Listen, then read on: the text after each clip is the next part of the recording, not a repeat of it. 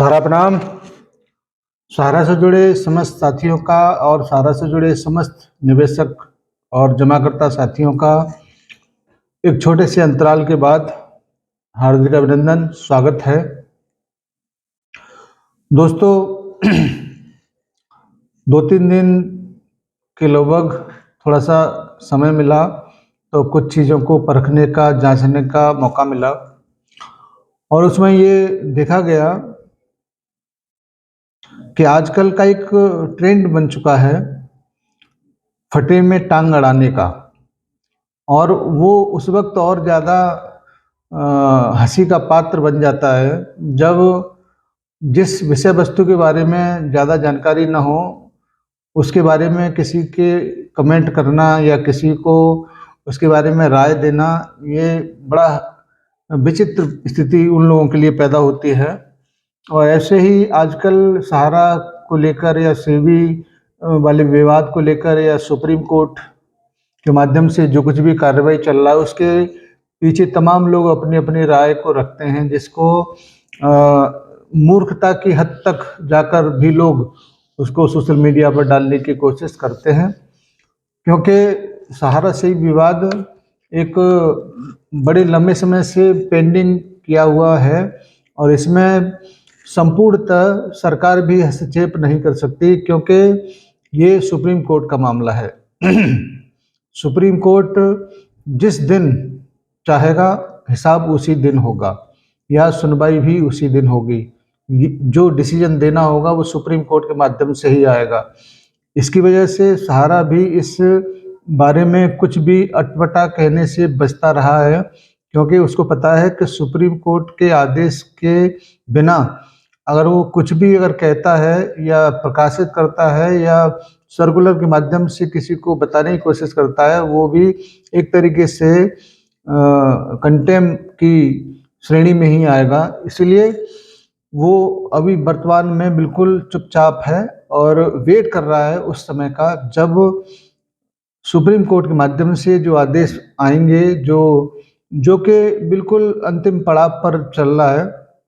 हर तरफ से हर मामले को बिल्कुल ठोक पीट कर सामने रखा जा रहा है और उसके बाद जो कुछ भी क्रिया प्रतिक्रिया देनी होगी वो सुप्रीम कोर्ट के माध्यम से मिलेगी।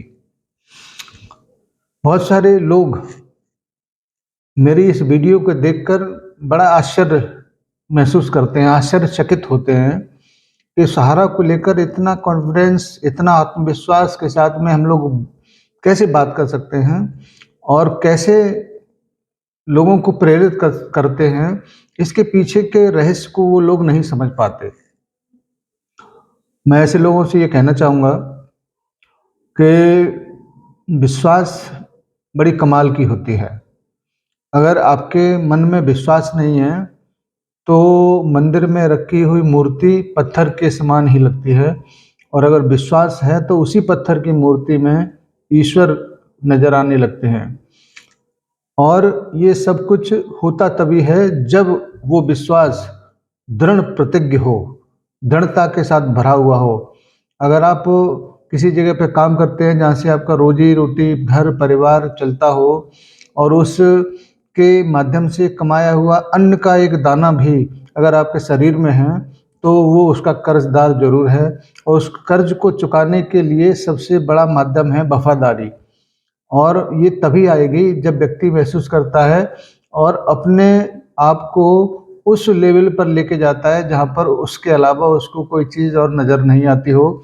उसके बारे में जितने भी लोग उल्टा सीधा कैसे भी करके बोलें मगर उनकी बात सुनाई नहीं देती हो, तभी आप इस विश्वास को और दृढ़ता के साथ अपनी बात को रखने का हौसला रख पाते हैं।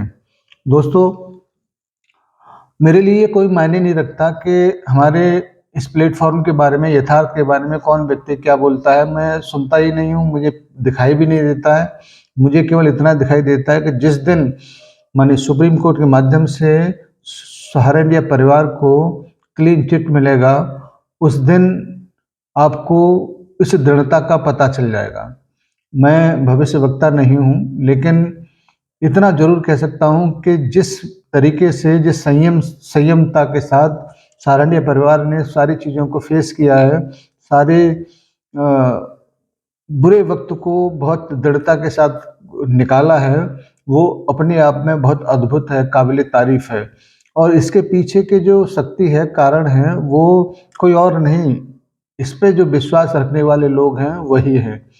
हमारे जमाकर्ता भी आज किसी अन्य की अपेक्षा सहारा के ऊपर ज़्यादा विश्वास करते हैं, और आज भी वो इस बात की गुहार लगाते हैं कि पोर्टल के माध्यम से भुगतान नहीं हो सकता, सहारा के काउंटर से किया जाए।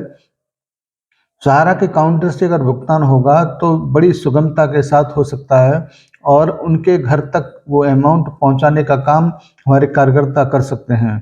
और यही विश्वास हमें भी प्रेरित करता है कि हम ऐसे अनाप शनाप बकने वाले लोगों के मुंह पर करारा तमाचा मारते हुए बिल्कुल अपने सही दिशा की तरफ अग्रसर होते रहें, जिससे उनको और जलने का मौका मिले, जिससे उनको और मानसिकता विकार जितने भी हैं उनके उगल के दिल दिमाग से बाहर निकल के आए। अच्छा है, सहारनिया परिवार ने इस मुकाम तक हम सबको पहुंचाया कि हम किसी भी मुसीबत में हिम्मत न हारें। हम आगे चल के इस सारी बातों के जवाब जरूर देंगे, और इस बात को जरूर प्रमाणित करेंगे कि किसी एक का अगर होना है तो वफादार बन के रहो, तो निश्चित रूप से उसका मुकाम भी बेहतर होगा। दोस्तों, छोटी छोटी बातें, छोटी छोटी वीडियो आपके माध्यम तक पहुंचते हैं। उद्देश्य केवल एक यही रहता है कि आप अपने जो कई प्लेटफॉर्म पर रहते हैं, वहाँ से जितने भी विकार आपके दिलो दिमाग पर पहुँचते हैं उसको दूर किया जाए, और आपको तब तक हिम्मत और धैर्य बना के रखा जाए या बनाते रखा जाए जब तक कि इस मुसीबत से हम लोग निकल नहीं पाते। और ये बात प्रकृति भी स्वयं मानती है कि समय कभी एक सा नहीं रहता, आज नहीं तो कल आपकी समस्याओं का समाधान जरूर होगा। हम अपने आप को उस वक्त फक्र महसूस करते हुए नजर आएंगे कि कम से कम हम सहारा इंडिया के पक्ष में मजबूती के साथ खड़े रहे। और जो लोग समय देखकर बदल जाते हैं उनको गिरगिट से भी बड़ा बदलने वाला इंसान भी बोलते हैं, और ऐसे हमारे आसपास में बहुत सारे लोग हैं जो गिरगिट के बाप बने हुए हैं। जब तक ठीक था तब तक सब कुछ सही था, जैसे ही थोड़ा सा मुसीबत लोगों की सहारा इंडिया की तरफ से नजर आने लगी, तुरंत बाप बदल लिए। इसीलिए हम उनमें से नहीं हैं, हम हमेशा अपने जमाकर्ताओं के साथ और कार्यकर्ताओं के साथ पूरी ताकत के साथ खड़े रहेंगे। धन्यवाद। बहुत सारे लोग सहयोग करते हैं, मैं उन सबका शुक्रिया अदा करता हूं, और अपने अपने ग्रुप जहां पर भी आप जुड़े हैं वहां पर इन वीडियो को डालकर आप हमको प्रोत्साहित करते हैं, इसके लिए भी मैं आप सबका आभार प्रकट करना चाहूँगा।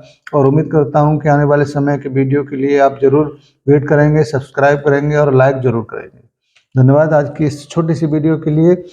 उम्मीद है जल्द आपको पसंद आया होगा, और मैं फिर दोबारा से कोई और अपडेट लेकर आपके बीच में जरूर आऊँगा। तब तक के लिए सादर सारा प्रणाम, और अपने निवेशक साथियों को सादर नमस्कार। जय हिंद, सादर सा प्रणाम। बढ़े हर कदम जोश हमारा, हम हैं सहारा, हम हैं सहारा, विश्वास की बहती धारा। सहारा इंडिया परिवार, आत्मविश्वास की ताकत।